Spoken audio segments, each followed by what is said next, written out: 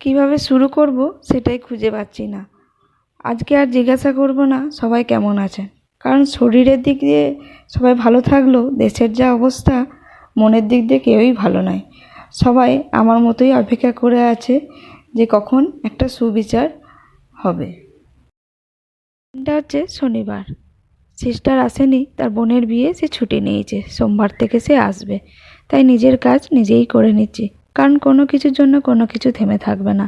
মন খারাপ হলো, পেট তো আর মানবে না, খাবার তো বানাতেই হবে, আর ঘরের সমস্ত কাজও করে নিতে হবে। ঘর তো আর অগোছালো রাখলেও চলবে না, আর তার সঙ্গে স্কুল অফিস তো আছেই। গত দুদিন যাবৎ দৈনন্দিন জীবনটা বড্ড অগোছালো হয়ে গেছে, কারণ ফেসবুক, ইউটিউব এই সোশ্যাল মিডিয়ার দিকে চোখ মিলে বসে আছি। কারণ দেশে তো নয়, দেশের বাইরে। এখন মনে হচ্ছে যদি দেশে থাকতাম তাহলে প্রতিবাদের সুরে আজও আমি বলে উঠতাম যে উই ওয়ান্ট জাস্টিস।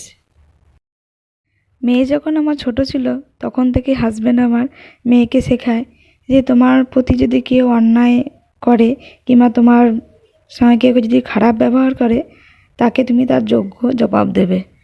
তার জন্য যদি কোনো কমপ্লেন আসে, তার জন্য তোমার বাবা আছে, তোমার বাবা তার সাথে লড়ে নেবে। তখন আমি তার বাবাকে বলতাম যে হ্যাঁ গো, তুমি মেয়েকে কেন এরকম শেখাচ্ছ? মেয়েকে কি গুন্ডা করতে চাও?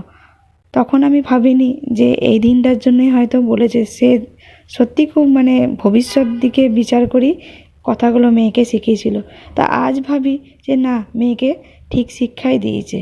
যদি তোমার সাথে কেউ খারাপ ব্যবহার করে তাহলে তুমি তাকে যোগ্য জবাব দিয়ে তারপরে ঘর আসবে। আজকে একটু বিউটি পার্লারই যাব, গিয়ে ওখানে আমি একটু থ্রেডিং করব শুধু, আর কিছু না। এটা নিয়ে কেউ খারাপ মন্তব্য করেন না যে এর মধ্যে আবার বিউটি পার্লারে ভিডিও দিচ্ছে, কারণ আমি বাইরে থাকি, এখানকার সব কিছু শেয়ার করছি যখন, তখন ভাবলাম যে বিউটি পার্লারটাও একটু শেয়ার করি, দেখায়। অনেকজনের মনে প্রশ্ন থাকতে পারে যে এখানে বিউটি পার্লারগুলো কেমন হয়।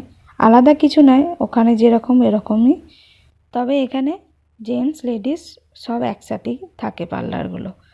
এই যে এই দিকটা হচ্ছে পেডিকিওর ম্যানিকিওর সেকশন, ওই দিকটা আর গেলাম না। আর এই দিকটা হচ্ছে জেন্টস সেকশন, জেন্টস পার্লার।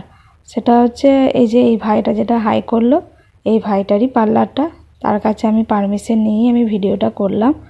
আমি জিজ্ঞাসা করে নিলাম যে ভিডিও করতে পারি একটু, বললো হ্যাঁ করতে পারো, অসুবিধা নয়। আর এই দিকটা হচ্ছে লেডিস সেকশনটা। পার্লারে এসেছিলাম একটু, রবিবারে একটু বেরোনোর আছে, সেই কারণেই পার্লারে এসেছিলাম। রবিবার একটা প্রোগ্রাম আছে এখানে, ডিএনডি ডান্স, নাইজেরিয়া ডান্স এখানে আর কি। আর বছরে মেয়ে আমার পার্টিসিপেট করেছিল, সেখানে সেকেন্ড প্রাইজও পেয়েছিল, কিন্তু এবার আর করেনি, পড়াশোনার চাপ, সেই কারণে আর করে উঠতে পারেনি। বড় হচ্ছে, এবার এই ডান্স প্র্যাকটিস করতে গেলে স্কুলের পরে সবাইকে ডাকে, কিন্তু স্কুলের পরে প্রত্যেক দিনই মেয়ের টিউশন, তাহলে কোন দিন আর যাবে? আর এই টিউশন কামাই করে নাচের প্রোগ্রাম করা, এটা ছোট থাকলেই ভালো, বড় থাকলে খুবই অসুবিধা হয়ে যায়। ভিডিওটা তাহলে আমি আজ এখানেই শেষ করছি। সবাই ভালো থাকবেন, সুস্থ থাকবেন, আর ভিডিওটি শেষ পর্যন্ত দেখার জন্য সবাইকে ধন্যবাদ।